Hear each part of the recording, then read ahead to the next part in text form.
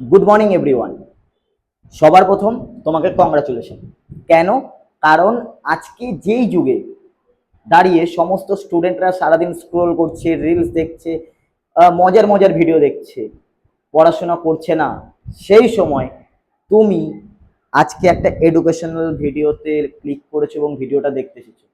তো তুমি মনে রাখবে অন্যদের থেকে তুমি অনেকটা এগিয়ে আছো, একটা স্টেপ বেশি এগিয়ে আছো, তার কারণে তোমাকে কংগ্রাচুলেশন। আর আমি কৈলাস ঘোষ, তোমাদেরকে এই চ্যানেলে স্বাগত।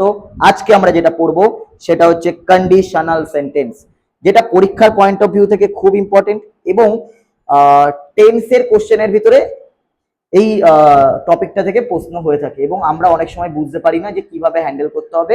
এই ভিডিওটা তোমরা সম্পূর্ণ দেখো, আমি কথা দিচ্ছি একদম বেসিক থেকে শুরু করব আর অ্যাডভান্স লেভেল পর্যন্ত নিয়ে নেব এবং আশা করি তোমরা সমস্তটা বুঝতে পারবে। বাট মেক শিওর করো যে তোমাদের জন্য টেন্স সম্পর্কে বেসিক একটা নলেজ থাকে। যদি তোমাদের টেন্স সম্পর্কে বেসিক নলেজ না থাকে তাহলে সবার প্রথম তুমি কি করবে, আমার চ্যানেলে যাও এবং ওখানে দেখো আমি টেন্সের পার্ট পার্ট পার্ট পার্ট করে 6খানা পার্ট করিয়ে দিয়েছি। সেখানে কোশ্চেন অ্যান্সারও আমি সলভ করিয়েছি। ওই 6টা পার্টকে দেখো, তোমার টেন্সকে নিয়ে কোনো ভয় থাকবে না। বাট যারা টেন্স সম্পর্কে একটু বেসিক আইডিয়া আছে, যারা জানো টেন্স জিনিসটা কি, তারা এই ভিডিওটাকে এখান থেকেই দেখা শুরু করো এবং কমপ্লিটলি আমার সাথে দেখো আমি কি বলতে চাইছি। তো এই কন্ডিশনাল সেন্টেন্স এর ডেফিনেশন কি, অর্থাৎ কাকে বলে কন্ডিশনাল সেন্টেন্স, কাকে বলে? যখন কোনো একটি অ্যাকশনের উপর ডিপেন্ড করে আরেকটা অ্যাকশন হয় তখন তাকে কন্ডিশনাল সেন্টেন্স বলে। অর্থাৎ একটা কোনো কাজের উপর ভিত্তি করে আরেকটা কাজ হবে, সেটাকে বলা হয়ে থাকে কন্ডিশনাল সেন্টেন্স। যেরকম যদি তবে, যদি তুই আসিস তবে আমি যাব, মানে তুই আসলে তবেই যাব, এই কাজটার উপর ডিপেন্ড করে আরেকটা কাজ নির্ভর করছে। যদিও তুমি ভালো ছেলে তবুও আমি তোমার সাথে মিশবো না, এই যদিও তবুও। যখন তুমি এসেছিলে তখনই আমি রেডি হতে গিয়েছিলাম, তাহলে এই যখন তুমি এসেছিলে এই তোমার আসার উপর ডিপেন্ড করে আমার এই রেডি হওয়াটা ছিল, অর্থাৎ আমার এই অ্যাকশনের উপর ডিপেন্ড করে আরেকটা অ্যাকশন হচ্ছে। এই ধরনের সেন্টেন্সকে বলা হয়ে থাকে কন্ডিশনাল সেন্টেন্স। অর্থাৎ একটা কন্ডিশন বা শর্ত থাকবে। কি থাকবে? একটা কন্ডিশন বা শর্ত থাকতে হবে। এবার স্যার কি করে বুঝবো এই সেন্টেন্সটা একটা কন্ডিশনাল সেন্টেন্স বা কন্ডিশনাল ব্যাপার বোঝাচ্ছে? তো যে কোনো কন্ডিশনাল সেন্টেন্সে কন্ডিশনাল ওয়ার্ড থাকতে হয়। স্যার কন্ডিশনাল ওয়ার্ড কি কি? ইফ একটা কন্ডিশনাল ওয়ার্ড, ইফ মানে যদি, হোয়েন মানে যখন, আনটিল আনলেস মানে যতক্ষণ না পর্যন্ত, প্রোভাইডেড, সাপোজ, অ্যাজ, এই প্রতিটা ওয়ার্ড হচ্ছে কন্ডিশনাল ওয়ার্ড।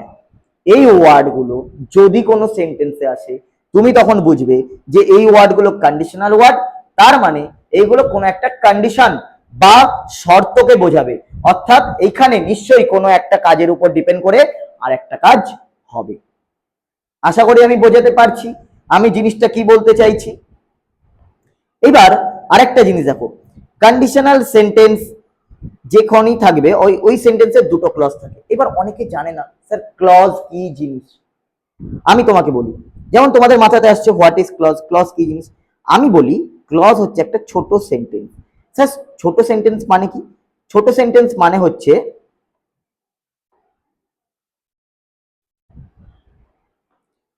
সাবজেক্ট প্লাস ভার্বের কম্বো। কম্বো মানে কম্বিনেশন। কিরকম?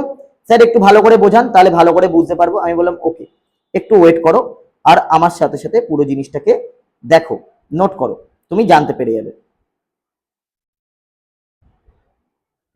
সবার প্রথম কি আছে? সবার প্রথম দেখো এখানে একটা সেন্টেন্স দিচ্ছি, if you leave work earlier we will meet up. তার মানে ভালো করে বোঝো, এখানে তুমি কি বলবে? এই গোটা সেন্টেন্সটা পড়তে পড়তে তুমি বলবে স্যার ইফ, যেটা কিনা একটা কন্ডিশনাল ওয়ার্ড, আর স্যার আপনি বলেছেন কন্ডিশনাল ওয়ার্ড যে সেন্টেন্সে থাকবে ওই সেন্টেন্সে কি হয়? দুটো ক্লজ থাকে। দুটো ক্লজ মানে এই সাবজেক্ট আর ভার্বের কম্বিনেশন কতবার হবে? দুইবার হবে। তাহলে দেখি তো এখানে দুবার হচ্ছে কিনা। তুমি কি বলবে? ইউ, স্যার ইউ একটা সাবজেক্ট, ওকে, লিভ হচ্ছে তার ভার্ব, তার মানে এটা হলো একটা সাবজেক্ট ভার্বের কম্বিনেশন। উই হচ্ছে আরেকটা সাবজেক্ট, উইল মিট হচ্ছে তার ভার্ব, এটা হলো আরেকটা সাবজেক্ট ভার্বের কম্বিনেশন। অর্থাৎ যদি সহজ করে দেখা যায় এই সেন্টেন্সে না কতগুলো কম্বিনেশন আছে? দেখো দুটো, এই একটা সাবজেক্ট ভার্বের কম্বিনেশন, অর্থাৎ এটা একটা ক্লজ, এবং এটা আরেকটা ক্লজ। আশা করি বোঝাতে পারলাম যে দুটো ক্লজ কি কি। অর্থাৎ কন্ডিশনাল ওয়ার্ড যে সেন্টেন্সে থাকবে ওই সেন্টেন্সের দুটো ক্লজ থাকবে, অর্থাৎ দুবার সাবজেক্ট এবং ভার্বের কম্বিনেশনকে আমরা দেখতে পাবো। নেক্সট সেন্টেন্সটাকে দেখো, if you came to the party, যদি তুমি পার্টিতে আসতে, we would have a lot of fun, তাহলে আমরা অনেক বেশি মজা করতাম। ইউ, তুমি বলবে স্যার ইউ হচ্ছে সাবজেক্ট, কেম হচ্ছে তার ভার্ব, তাহলে এটা হয়ে গেল একটা সাবজেক্ট ভার্বের কম্বিনেশন। উই হচ্ছে সাবজেক্ট, উড হ্যাভ তার ভার্ব, এটা হয়ে গেল স্যার আরেকটা সাবজেক্ট ভার্বের কম্বিনেশন। তাহলে এই যে গোটা সেন্টেন্সে স্যার কি দেখা যাচ্ছে, এই গোটা সেন্টেন্সে স্যার দুটো সাবজেক্ট ভার্বের কম্বিনেশন দেখা যাচ্ছে, এটা একটা, এটা।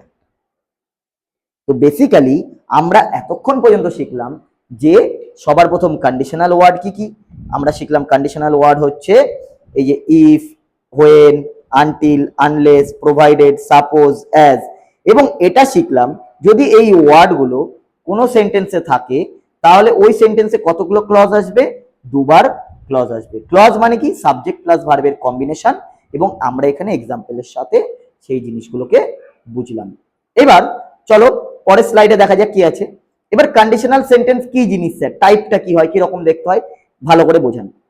নিয়মটা কি, যদি কোনো কন্ডিশনাল ওয়ার্ড থাকে, ভালো করে শোনো, যদি কোনো কন্ডিশনাল ওয়ার্ড থাকে তাহলে, এবং যদি সেই কন্ডিশনাল ওয়ার্ডের সাথে যুক্ত হয় কোনো প্রেজেন্ট সিম্পল টেন্স, কমা দিয়ে অপোজিটে যেই টেন্সটা লেখা হবে সেটা কি লেখা হবে, উইল প্লাস ভি1 লেখা হতে পারে, শ্যাল প্লাস ভি1 লেখা হতে পারে, মে প্লাস ভি1 লেখা হতে পারে, এবং ক্যান প্লাস ভি1 লেখা হতে পারে। কিরকম স্যার, এটা হচ্ছে একটা কম্বিনেশন। যদি কন্ডিশনাল ওয়ার্ডের সাথে প্রেজেন্ট সিম্পল থাকে, অপোজিটে যে টেন্সটা লেখা হবে সেটা হচ্ছে will plus V1, shall plus V1, may plus V1, can plus V1. অনেকটা সহজ করে বোঝাতে গেলে যেরকম বিরিয়ানি আর চিকেন চাপ, বিরিয়ানির সাথে চিকেন চাপের কম্বিনেশনটা ভালো লাগে, বিরিয়ানির সাথে কি চিলি চিকেনের কম্বিনেশন যায়, যায় না। ঠিক সেরকম কন্ডিশনাল ওয়ার্ডের সাথে যদি কখনো প্রেজেন্ট সিম্পল টেন্স থাকে, উল্টো দিকে আমি যেই টেন্সটা লিখবো বা উল্টো দিকে আমি যেই ক্লজটাকে লিখবো সেই ক্লজটা সবসময় উইল, শ্যাল, মে, ক্যান এদের সঙ্গে ভি1 বা প্রেজেন্ট ফর্ম অফ ভার্ব বসে। এক্সাম্পল দেখা যাক, এক্সাম্পলে কি আছে। এক্সাম্পল দেখো, ইফ একটা কন্ডিশনাল ওয়ার্ড, রাইট, তুমি কি বলবে স্যার ইফ হচ্ছে একটা কন্ডিশনাল ওয়ার্ড, ওকে। আর আমি এখানে দেখতে পাচ্ছি কন্ডিশনাল ওয়ার্ডের সাথে কাম লেখা আছে, কাম কি, ভি1 সমান সমান প্রেজেন্ট সিম্পল।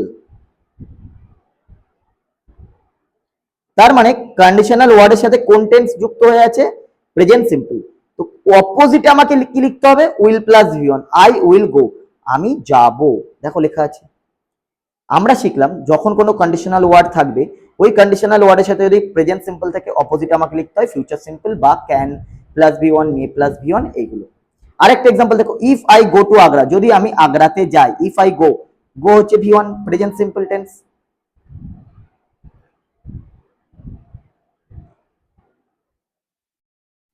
ইফ একটা কন্ডিশনাল ওয়ার্ড,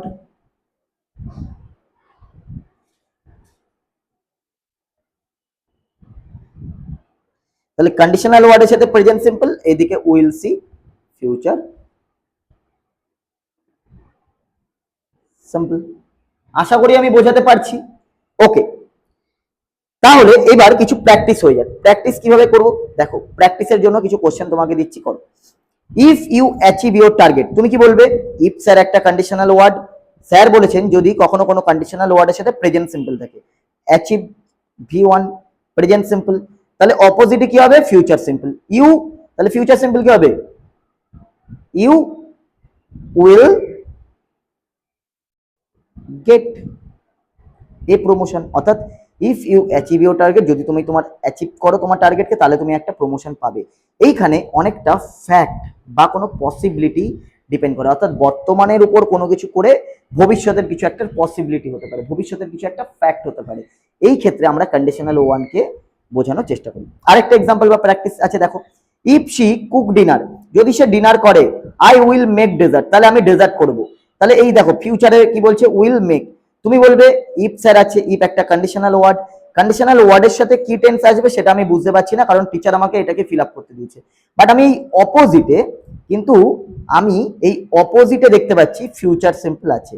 আর স্যার কি বলেছে, বিরিয়ানির সাথে চিকেন চাপের কম্বিনেশন যায়, ঠিক সেই রকম এইখানে ফিউচার সিম্পলের সাথে প্রেজেন্ট সিম্পলের কম্বিনেশন যায়। তো আমি এখানে কি করব, এই ড্যাশটাতে প্রেজেন্ট সিম্পল লিখবো, ইফ শি কুকস ডিনার, যদি সে ডিনার করে আই উইল মেক ডেজার্ট, আমি ডেজার্ট তৈরি করব। তাহলে কন্ডিশনাল ওয়ানটা আশা করি আমি বোঝাতে পেরেছি। এইবার আমরা চলে আসব কন্ডিশনাল টুতে। এইবার আমরা চলে আসব কন্ডিশনাল টুতে।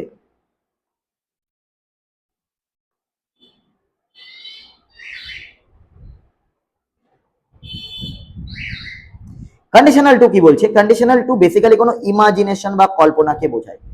এরকম ভালো করে বোঝো, যদি কোনো একটা কন্ডিশনাল ওয়ার্ড থাকে, ওকে, আর আমরা জানি কন্ডিশনাল ওয়ার্ড কি কি, আর যদি সেই কন্ডিশনাল ওয়ার্ডের সাথে কখনো পাস্ট সিম্পল টেন্স যুক্ত থাকে, তাহলে এই কমাটা দেওয়ার পরে আমরা অপোজিটে যেই টেন্সটা লিখবো সেটা হচ্ছে উড প্লাস ভি1। আগে আমি কি লিখছিলাম, উইল প্লাস ভি1, বাট এবার আমি কি লিখছি, উড প্লাস ভি1।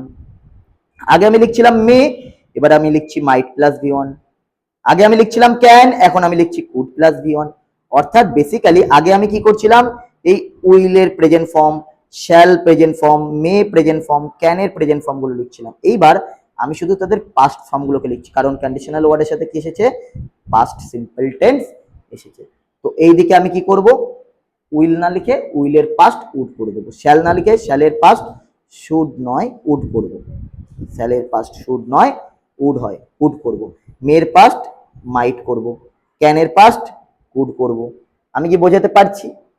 তাহলে এতক্ষণ আমরা কি শিখলাম, যে কন্ডিশনাল ওয়ার্ডের সাথে প্রেজেন্ট সিম্পল থাকলে অপোজিটে ফিউচার সিম্পল, আর যদি কন্ডিশনাল ওয়ার্ডের সাথে পাস্ট সিম্পল টেন্স থাকে তাহলে ওই উইলের পাস্ট উড, ক্যানের পাস্ট কুড, মের পাস্ট মাইট এইগুলো যুক্ত করে এবং এদের সাথে ভি1 ফর্ম এনে লিখতে হয়। যেমন ইফ শি নিউ, যদি সে জানতো, হু হি ওয়াজ, তাহলে দেখো এখানে ইফ হচ্ছে কি একটা conditional word, see subject, knew হচ্ছে ভি2, আর ভি2 সমান সমান কি, ভি2 সমান সমান আমি তোমাদেরকে টেন্সে শিখিয়েছিলাম, ভি2 সমান সমান পাস্ট সিম্পল।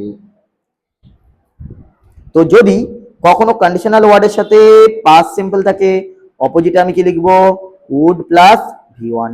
তাহলে কি হতো, শি উড নট লাভ হিম, সে তাকে ভালোবাসতো না। If I got my raise, যদি আমি পেতাম, দেখো ইমাজিন করছে, ইফ আই গট, যদি আমি পেতাম, মাই রেইজ, আমার স্যালারির রেইজটা যদি আমি পেতাম, আই উড বাই, আমি কিনে নিতাম এ কার, একটা গাড়িকে। তাহলে অতীতের কোনো একটা জিনিসকে কল্পনা করে বর্তমানে ভাবছে, এরকম কিছু বোঝাতে আমরা কন্ডিশনাল টুকে ফলো করি। প্র্যাকটিস পরীক্ষাতে কিরকম ধরনের কোশ্চেন আসে স্যার, পরীক্ষাতে এই ধরনের কোশ্চেন গুলো আসে। কি আসবে, ইফ, তুমি বলবে ইফ স্যার একটা কন্ডিশনাল ওয়ার্ড, আর কোনো কন্ডিশনাল ওয়ার্ড কোনো সেন্টেন্সে দেখা মানে আমার মাথাতে সাথে সাথে এটা আসবে যে এই সেন্টেন্সে দুটো ক্লজ থাকবে, বাট এই দুটো ক্লজে দুটো আলাদা আলাদা টেন্স হয়। কি টেন্স হয় সেটা আমাদেরকে খুঁজে বার করতে হবে।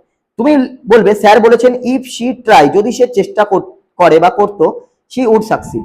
এই জায়গাটা দেখে আমি বুঝে গেছি যে এই দিকে কি আসবে, এই দিকে কি আছে, would plus V one, would plus V one আছে, রাইট।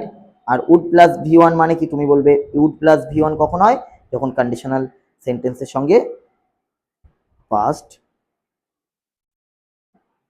সিম্পল থাকে। তাহলে ইফ শি ট্রাইড, যদি সে ট্রাই করত, যদি সে চেষ্টা করত, শি উড সাকসিড, তাহলে সে সাকসেস পেত। সেম দেখা যাক কি আছে, ইফ হি স্টার্টেড আর্লি, যদি সে আগে থেকে শুরু করতো, হি finish in time, say finish করতে পারতো শেষে, সরি টাইমের মধ্যে। তাহলে তুমি এই সেন্টেন্সে কি বলবে, তুমি বলবে ইফ আছে, ইফ কি নাকি একটা conditional word,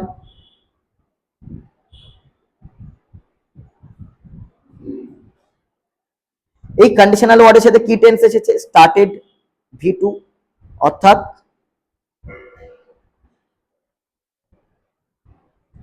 past simple tense এসেছে।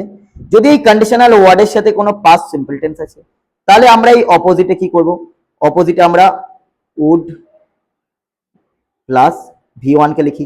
তাহলে এখানে উড প্লাস ভি1 লিখতে হবে, হি উড ফিনিশ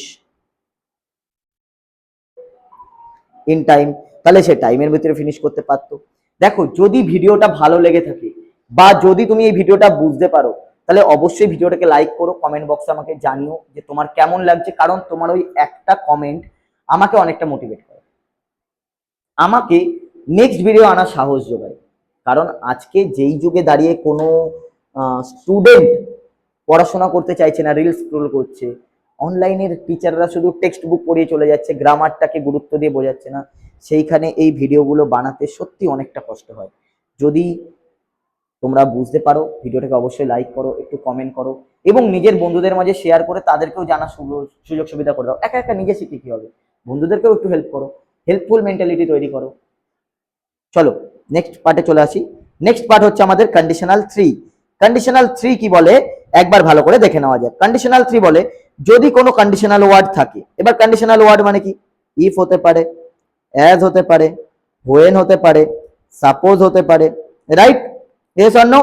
যদি এই ধরনের কোনো ওয়ার্ড থাকে এবং তার সাথে পাস্ট পারফেক্ট টেন্স হয়, তার সাথে কি হয়, পাস্ট পারফেক্ট টেন্স হয়, আমি অপোজিটে কি লিখবো, উড হ্যাভ ভি3, কুড হ্যাভ ভি3, মাইট হ্যাভ ভি3, বুঝতে পারছি? অর্থাৎ পারফেক্ট ফর্মটাকে লিখবো।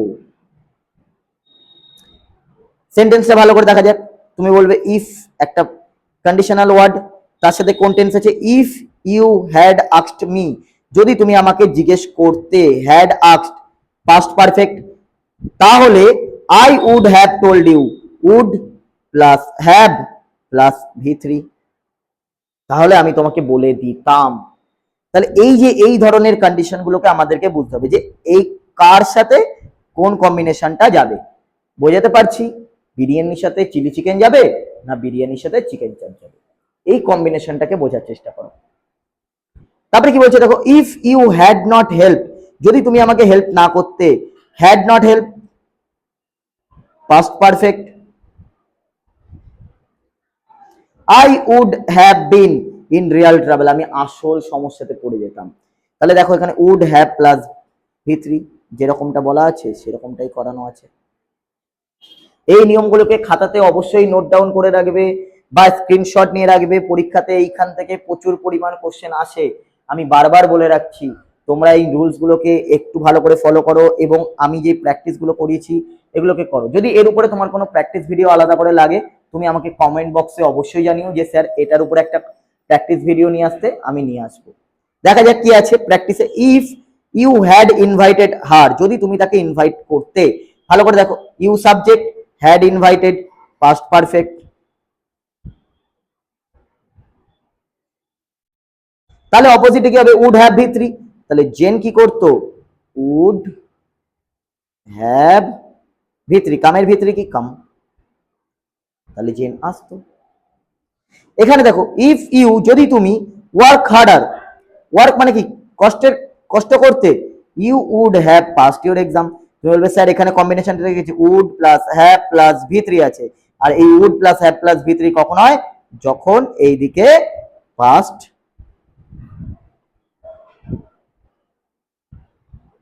পারফেক্ট হয়। পাস্ট পারফেক্ট লিখতে গেলে কি হবে, ইউ প্লাস সাবজেক্ট লেখা হয়ে গেছে, হ্যাড লিখতে হবে প্লাস ভি3 worked, if you had worked harder you would have passed your exam. আমি যদি বোঝাতে পারি, তোমরা প্লিজ ভিডিওটাকে লাইক করো, শেয়ার করে দিও। আর লাস্ট, এবং এখান থেকে পরীক্ষাতে কোশ্চেন খুব একটা বেশি আসে না, তাও আমি বলে দিই, এটা হচ্ছে জিরো কন্ডিশনাল। জিরো কন্ডিশনাল কখন হয় স্যার, জিরো কন্ডিশনাল হচ্ছে যখন কোনো অ্যাকশন প্লাস রেজাল্ট এটা নির্ভর করে।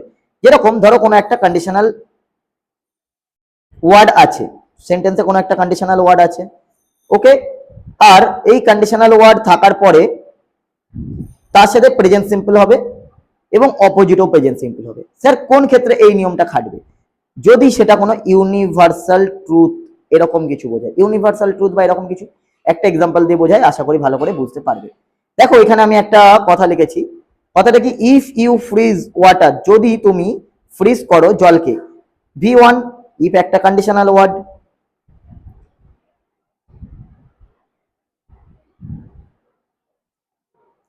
তাহলে ইট বিকামস আ সলিড, তাহলে এটা সলিড হয়ে যাবে। দেখো আমি ফ্রিজ করি, তুমি ফ্রিজ করো, পৃথিবীর যে কোনো ব্যক্তি ফ্রিজ করুক, যেই ফ্রিজ করুক, এটা কিন্তু সত্য যে ফ্রিজ যদি ওয়াটার করা হয় তাহলে সেটা সলিড হয়ে যাবে, এটা চিরসত্য ঘটনা। তো এইটা হচ্ছে একটা ফ্যাক্ট, অ্যাকশনের উপর রেজাল্ট ডিপেন্ড করছে। তো এই রকম ধরনের ইউনিভার্সাল কিছু হলে সেটাকে আমরা বলে থাকি জিরো কন্ডিশন, অর্থাৎ কন্ডিশনাল ওয়ার্ড থাকার পরেও দুদিকের ক্লজকেই আমরা প্রেজেন্ট সিম্পলে লিখে থাকি। আমরা কি লিখে থাকি? প্রেজেন্ট সিম্পলে লিখে থাকি। আচ্ছা, থ্যাংক ইউ এতক্ষণ ধরে ভিডিওটা দেখার জন্য। যদি ভিডিওটা ভালো লাগে আবারও বলছি সাবস্ক্রাইব করে দিও, চ্যানেলটাকে শেয়ার করো, আমার শর্টস ভিডিওগুলোকে দেখো। আমি সেখানে তোমাদেরকে রেগুলার বেসিস সবকিছুকে জানানোর চেষ্টা করি এবং ছোট ছোট টিপস অ্যান্ড ট্রিক্স শেখাই। ওকে, আশা করি সুস্থ থাকবে, ভালো থাকবে, দেখা হবে পরের